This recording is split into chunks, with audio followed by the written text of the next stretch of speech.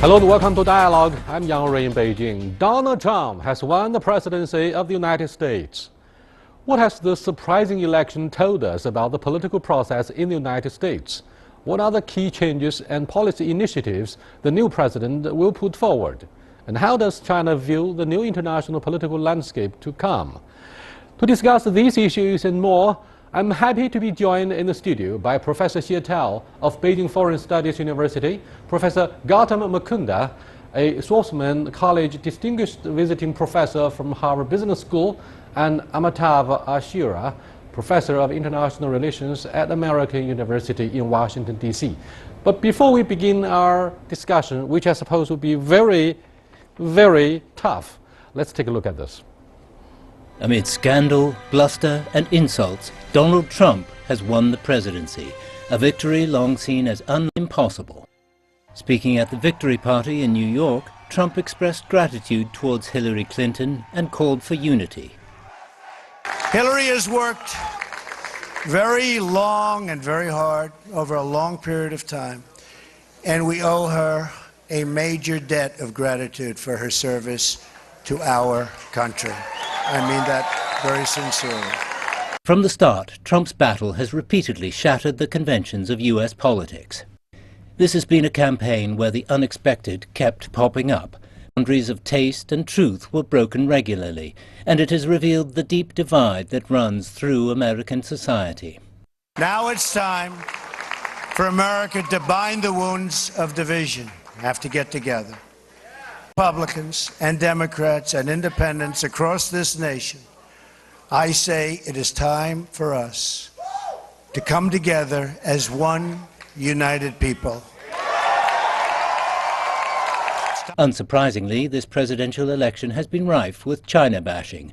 But from Ronald Reagan to Obama, tough rhetoric on China has usually only been a ploy to win the White House, and pragmatism is likely to be the eventual winner.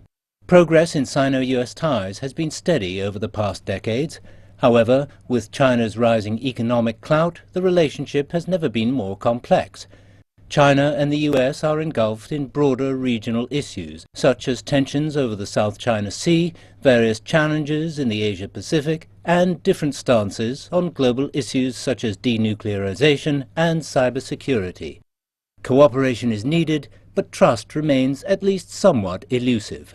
And now, as the unexpected president prepares to step into the White House, a new page is about to be written for both sides. Yet again, as in many of the recent elections, the pollings have seriously underestimated the challenges. This time around, you know what I'm talking about. How did they get it so wrong? Xie Tao.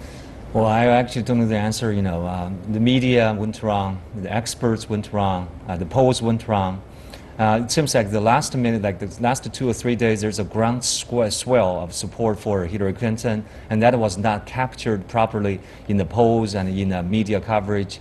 And so it looks like we are definitely underestimating the public support for Donald Trump. Can we still trust the elite media, elite people, Wall Street, the White House, the State Department, all of the well-educated whites? Can we trust them? So I'm not sure what you mean by trust. You can't trust them to call elections right, apparently, and I joined them in that. I was completely surprised by this outcome.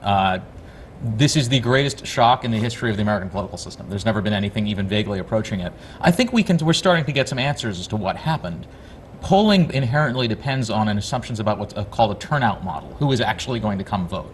And what we seem to be seeing in the turnout from this election is that non-urban, white, relatively poorly educated voters turned out at a level never before seen in any turnout model. Overwhelmingly, all of the major mainstream media were bashing Donald Trump. It seems that Donald Trump has single-handedly beaten all of the rivals. I've talked about them. Wall Street, White House, all of the Democrats and the A-level politicians of his own party, Republicans. Everybody has abandoned him ruthlessly, and yet he won. He won so big. Well, I think you have to understand that the media also made Donald Trump. I mean, in the beginning, when he was not a credible candidate, and he didn't invest any money on advertising, the media gave him a lot of free time. He could call into any news show and have his say, and the media made his candidacy in the beginning, at least. So I would not be,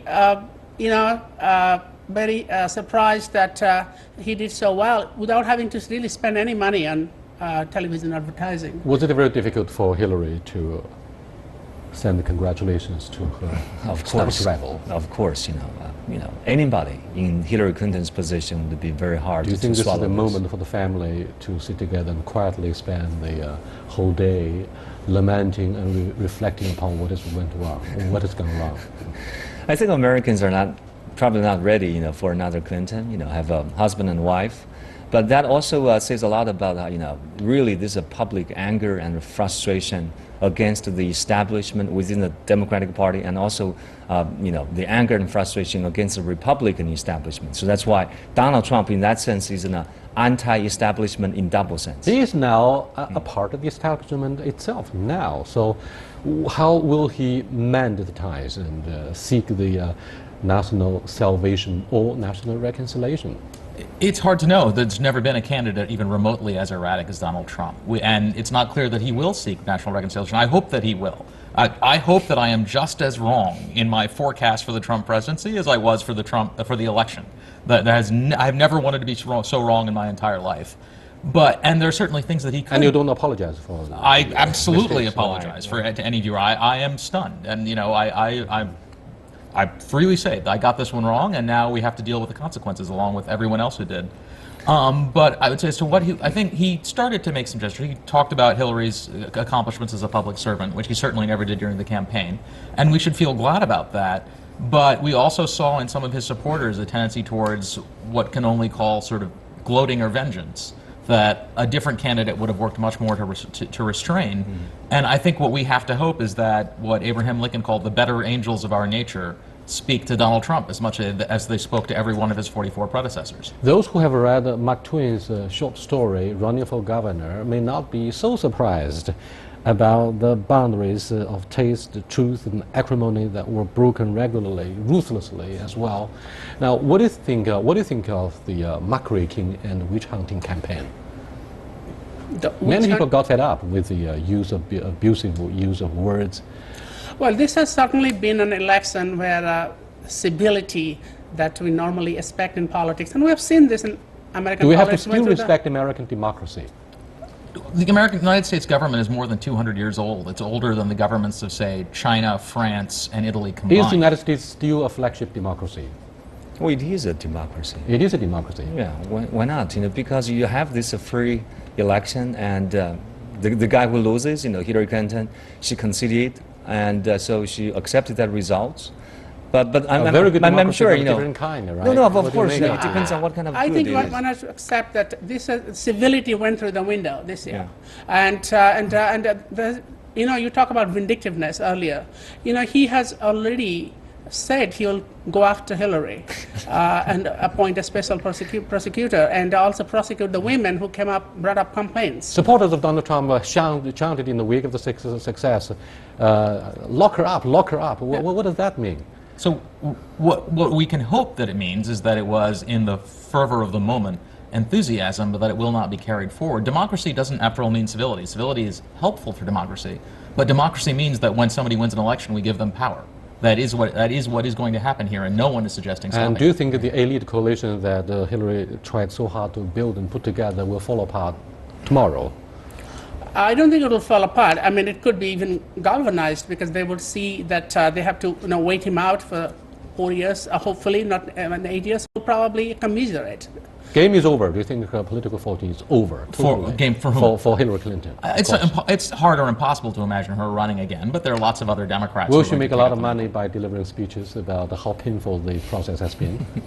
That's your tell. I can't tell you. In her biography, she wanted very much to wring the neck of her husband about the Lewinsky, but what would she say next in her memorandum review of whatever? I mean, Hillary has spent her entire life as a public servant. She's made plenty of money, but she doesn't need to make any more. I suspect that she and President Obama will take on the roles of leader of the opposition as soon as President Obama steps down from office, and they will be the center points for any opposition to the Trump presidency. Yeah, based on what he said as a candidate, does anybody know what Donald Trump is going to do as president? Will he be different in some way now that he has won? Will he be frustrated that he cannot run the country in the same way as running a business? Because he's never got any office experience as a serious politician, never before. It's so hard to tell, because it's too early. And like you said, he's never a single day in the public office. And by the way, a lot of people still remember he hasn't paid income taxes for over 20 years. So he has that kind of a burden, baggage there. And so look at the results. Even he has a Republican majority in the House and the Senate. That does not guarantee anything at all. You do have some physical hawks in the House. And look at Donald Trump's budget. There's a lot of problems for Donald Trump to talk over to his own fellow partisans. I don't believe that you will have a smooth sailing for Donald Trump when it comes to the repealing of Barack Obama's health care, when it comes to the confirmation of the next Supreme Court justice. I think a lot of things are still too early to call. In the early 1960s, the United States was so divided that JFK paid the heaviest price. You know what I mean, in Dallas. Many, not necessarily in China, the forecast something unfortunate would happen to him given the rise of extremism, if not populism, because he's hated, he's disliked, he's unpopular with the elite mainstream media. The Secret Service is very good at its job. I would not be any more worried for him than I would be for any. Indeed, if Barack Obama, given racial tension in the United States, could survive 8 years in the presidency unscathed, I'm not terribly worried about Donald Trump making it through 4. He'll be fine. John F. Kennedy was killed by a rogue assassin with communist ties who, was acting alone and fairly crazy. A crazy person can do something in any president. It doesn't take Donald Trump to trigger that. And also, I want to add that the American system of checks and balances. So the president cannot get away with everything he or she wants to say or do. So Trump will be restrained by the other branches of the U.S. government, the Senate, the House, and the judiciary. I think the other thing we should think about as we see Trump coming in is that, in a weird way, his position will be the mirror image of Obama's 8 years ago. When President Obama was inaugurated, he came in the teeth of a financial crisis, but one that he could blame on his predecessor. If, judging by what's happening in Dow futures markets this morning, we should expect to see some pretty substantial economic impacts just from the election of Donald Trump. Forget about any policies he might implement. And all of that is going to be on his head. He can't blame it on his predecessors. It will literally have been caused by his election. That is likely to weaken his political standing significantly, which, to be clear, is very strong. He is the leader of a Republican Party that controls the House of Representatives and the Senate and will soon control the Supreme Court. This is a level of political dominance that very few presidents ever have. I would love you guys to give a close and a second thought to the devastating defeat of Hillary Clinton in your review about the fundamental reasons. Does it mean the United States is not ready yet for a female president, or does it mean that President Obama has been unable to leave behind him a legacy of a good economy, not very good foreign policy? Or what is it that has somehow contributed to the defeat of Hillary Clinton from the perspective of Obama? Well, maybe put the question in a different way. What contributes to Donald Trump's success? I think that kind of first, this is like, the white working class who have been, ignored by the past 20 decades, this, the Washington establishment. So that kind of a widespread anger and frustration against Washington. And second, I do believe that there's a very strong element of anti-immigration. So lots of people support Donald Trump because of his very explicit and controversial stance on this. So when you say, what Hillary Clinton should do and Barack Obama when he steps down, I think this is a very big moment of soul searching for the Democrats. What is your strategy for the next 4 years? And if you do well, maybe you can come back and recapture the White House in 2020. If you don't do well, maybe the Republicans will have very rarely the sitting president aligned himself with a candidate of his own party, yet he failed. Let's take a look at what could be done to create job opportunities in the presidency of Donald Trump. Will he commit a lot to the construction of a wall between Mexico and the United States to prevent Muslims and Hispanic from entering the United States? He has promised that he will. The striking issue, of course, is that for all the problems the United States has right now, unemployment is not one of them. The unemployment rate is currently 4.9%. No, it's not too bad. So we can expect that there will be that Trump has said he will do works, but in that he will deal with people in the House of Representatives who essentially oppose all forms of federal spending. spending. Yes. My guess is that he will win that battle because his political status at this moment is so high. Although it's hard to know for sure. But in terms of job opportunities and things like that, the central challenges he faces are unlikely to be that unless the financial turmoil that we're already seeing break out spirals out of control as it did in 2007 and 2008. What would be the major issues on the agenda of the president-elect to further economic recovery for the United States? Well, let me just start by saying that the American economy is in trouble not because of Obama or American policies. There's a structural shift in the global economy. So, You mean the United States is a false victim to the process of well, dynamic it's not. globalization? Other countries are rising. China is rising. India is rising, and these are not because of policies undertaken by American government, but because the global power shift. This is because countries like China and India have taken advantage of the international system and the international economic order to move ahead. So it's not, Trump has promised to make America great again, but it may not be in his hands to actually do that. It may be beyond America's hand because this is, countries rise and fall. So maybe. Will America look great through rejection of new immigrants, particularly those from Latin America? It's hard to imagine that the America that I grew up in, that welcomed my parents who are immigrants in, that inscribes on its national symbol, the Statue of Liberty, give us you're tired, you're poor, you're hungry, will turn fully to a rejection of immigrants. And do you think Donald has already started the process of compromising his campaign pledges? I mean, going back on what he said. Well, he did Rolling not say back what he this, said. very openly in his, most recent, public appearances. But it seems to me like, he has to kind of tone down, back towards the center and say, we don't have to really deport 11 million illegal immigrants. How much this will cost? How many police you have to put on the streets? Are you talking about the reputational cost or financially? Financially, I mean, the I'll cost. be a little careful about this, if I can interrupt. Sorry. He also has to be looking at his second term. And he's not going to go back completely on some of the promises he has made. So maybe we can expect him to tone down in the second term. But the first term, he is going to maintain that. What will be done Yeah. in the first 100 days of his presidency? So I would sort of agree with my colleague, right, that the one consistent through line of his campaign has been hostility to immigration. We should expect that the Republican Party will follow him in that, given the scale of his victory.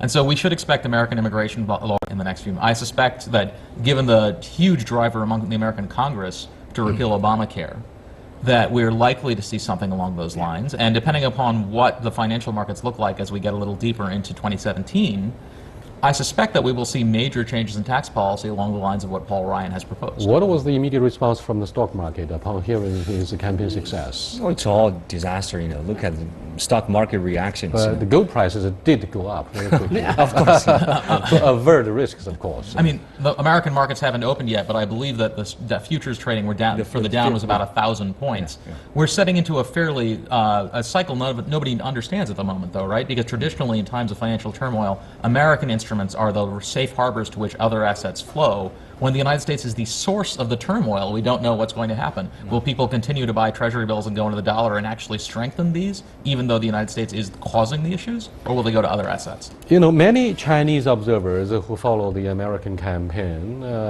say openly that they don't like Hillary Clinton because of many issues. She denounced China over and over on many occasions when she was Secretary of State, and during the campaign, throughout the three presidential debates, both candidates spoke of China in what was expected to be a China-bashing campaign. So in terms of the foreign policy and particularly ongoing negotiations about the BIT, what will be done? And do you think the TPP will be carried on in another name? Well, first of all, candidates usually say tough things about China. I mean, this is a history of American presidential candidates saying tough things about against China when they come into office. They usually tone it down. We may or may not see that here, but I think on trade, I think the biggest impact of a Trump presidency is going to be on trade. But it may be also good for China in some other areas. Like he's not going to worry about human rights, and I think if you ask me what will be the real impact on China of a Trump presidency, it's not directly between the U.S. and China. It's what he does to his allies. It's what he does to the alliance with Japan, what he does to the alliance with Korea. But he has said that he will force them to pick up more burden. Otherwise, he will threaten to withdraw or break up those alliances, and that's going to have impact on China, maybe positive. During the first term of President Obama's office, the Back to Asia policy was formulated, and it was overseen by Hillary Clinton, the then Secretary of State. Do you think this president-elect is likely to back this policy? Back to Asia. You look at the three presidential debates and Donald Trump's Republican platform and his major foreign policy speech, there's very little serious discussion about Asia Pacific. And he did keep mentioning about Russia, the Middle East and other areas. So it seems to me Asia Pacific would not be really high on the top agenda of his first 100 days or first year. And second, I would say, with somebody like Donald Trump, who is very, he's kind of like an unknown, he's unpredictable. Perhaps it's very good for the Chinese leadership to really engage him. For the person that you don't know very much at all, it's pretty good, for you to start on a good process of building up that kind of rapport. Did you guys follow very closely the moves of Moscow after the campaign success was announced? Did the President Putin send any message of congratulations, or do you think he deliberately gave a second thought and slowed down the pace to avoid creating the perception that these two guys, Donald and Putin, created this success? I have not heard anything, but there's no doubt that Vladimir Putin is after Donald Trump, the biggest winner of this election. President Putin came under fire from the United States for allegedly influencing the process of the elections. Yeah, this is a remark. We've never seen anything like a foreign power interfering in the U.S. elections, and we see in Donald Trump a candidate who not was the beneficiary of that, but actively applauded it. That democratic norm in the United States is something that we're going to have to figure out what's going to happen. I don't think anyone knows where it's going to go. But clearly, American policy towards Russia is about to undergo a pretty significant change. Do you think President Donald Trump is likely to keep Russia down and out as part of the continuation of what's been achieved by his predecessors? Well, I think he's going to have good relations with Russia. He has said that very clearly. So, but if I can come back to this question of TPP and also the pivot. Pivot is history. He's not going to pursue rebalancing of pivot. This guy is a little bit too optimistic about and suspending the TPP, the lame duck Congress. Hey, Xietao, what's your response? I mean, he's a little bit too, he painted us a rosy picture about what China likes. No. What about TPP? What is your prediction about TPP? Well, there is an opportunity now in the lame duck Congress to pass it, and it depends very much on the leadership of the Senate and the House. But if Trump comes out very openly, very directly, he doesn't want this is going to have an impact, because a lot of the people are going to listen to him. So if he just is neutral or nonchalant about it, maybe it will pass. But I am not very optimistic. Do you think this is a very good opportunity for President Duterte of the Philippines to mend ties with the White House, given the new master in the Oval Office, and say, sorry for saying SOB, I mean, let's make a good friend. I mean, he would say so and send a message of congratulations to the President-elect. It will be a remarkable dynamic. The United States will have a presidency who has the potential, at least, whoever knows what he will actually do, to be every bit as erratic as President Duterte himself. I think if I were a foreign leader, I would tread very carefully with President Trump in office, at least for a little while. He has an established tendency to have a very thin skin and to flip off the handle if he's challenged. That, if I were the leaders of China or Philippines or any other country, would give me pause. The United States government still controls extraordinary arsenals of power. We would not want them used lightly. Amitav, throughout the whole campaign almost, Donald Trump has always been characterized with the hallmark of unpredictability. Do you think this will come true? I think so, because first of all, we don't know a whole lot about his foreign advisors, and we also don't know who he's going to appoint to key positions like Secretary of State, Secretary of Defense. We can guess. So he doesn't have a whole lot of foreign policy experience himself, unlike Hillary Clinton. So I think there's going to be a lot of uncertainty because of that. We don't know even who is going to work with him, because a whole bunch of foreign policy establishment in Washington. Will only B-level politicians and policymakers work with Donald Trump? Because A-level guys all switched to the Hillary campaign, and do you think they're going to regret? And they will come back and say, I apologize to you, Mr. President-elect, can I work for you? No, but remember, when I was in Washington, D.C., I asked these Republican foreign policy establishment people and the big names, and they say, well, we won't work for him. But remember, when the President of the United States of America picks up the phone and call you, Yang Wei, would you do this? It's nearly impossible to say no. I'm sorry, but there are about 150 people who signed a open petition who said that they have nothing. He's not fit to be president. I know. And so will these guys be left jobless? So I mean, will be this looking job? They'll be able to find jobs. They're all prominent enough. But I actually think there are a lot of people who they'll be sent to the border with Mexico and start building the new war. Hard labor. I actually think that you have a point. There are a lot of people who sign these pledges, but the sniff of higher office is quite addictive to most and besides, people. when you say this is to answer the call of your own country, yes, and right? it's very to serving the national interest. It's very easy to rationalize and say, look, I can do more. I can mitigate the damage by being inside than by being outside. You can tell yourself the story. Will Japan go nuclear? That will be a temptation, especially when if he tries to put pressure on Japan for the sake of burden sharing. I think that this will put pressure on Japan and South Korea. That's the real risk. Yes. Your take? No, it depends on a lot of assumptions about China, Japan, and Korea. So when you say if this is a really big if, and I think this is impossible, that if Donald Trump says that we're going to scratch this USJapan Alliance, we're going to reduce our troops in South Korea, and then that may lead to the scenario that he just said, Japan will But given the haunting specter of withdrawing American security umbrella from the Japanese government, do you think Prime Minister Shinzo Abe stands ready to enlarge its financial commitment so that Donald Trump's threat will not come true? He may be willing to do that in some sort of pro forma way to sort of paper over the alliance. But if you are a Japanese or South Korean leader at this point, it's not the financial commitments that's the issue, right? It's the idea that you believe that the United States was reliable. It was so reliable that you could outsource your defense to the United States. That's a very high degree of commitment, right? I think it would be hard for a leader of another country to have that level of trust in President Trump, at least at the beginning. And so you have to. Do you think this president-elect will be the first to blink in the current standoff with the Russians in Syria, a war-torn country? Because Hillary says a no-fly zone is likely to be imposed in Syria, potentially putting the U.S. military in direct confrontation against the Russian military. I think the right quest to work with the Russians and let the Russians do his work. So he is good friends with Putin. Will Russia be the first foreign country he chooses to visit? I mean, well, say, usually the American thank you, Mr. Putin, and slap him on the back and say, buddy, let's have a cigar. Usually the American president goes to Canada. Maybe Trump will go to Mexico. Yeah, it's possible. It's entirely possible. It's entirely How do you possible. foresee the relationship between Moscow and Washington after the inaugural ceremony? I suspect that it will start off warm, but that Donald Trump, as we've established, there's one consistent Donald Trump is that he is not consistent about most things. So while I suspect that the Russians have high hopes for a close relationship, it's easily imaginable they will do something that he does not like, and he will flip to an extremely different position very fast. We have reached a very new level of uncertainty and risk. President Obama's days are really numbered at this moment. He's a lame duck, he's everything. He's lamented for what he said in support of Hillary Clinton. Now, what kind of president will he go down history? I would say he will probably be remembered as the president who start with high hopes. People call him bringing the post-racial America, but it seems to me, with the rise of Donald Trump, America is becoming the most racial America that I've ever seen.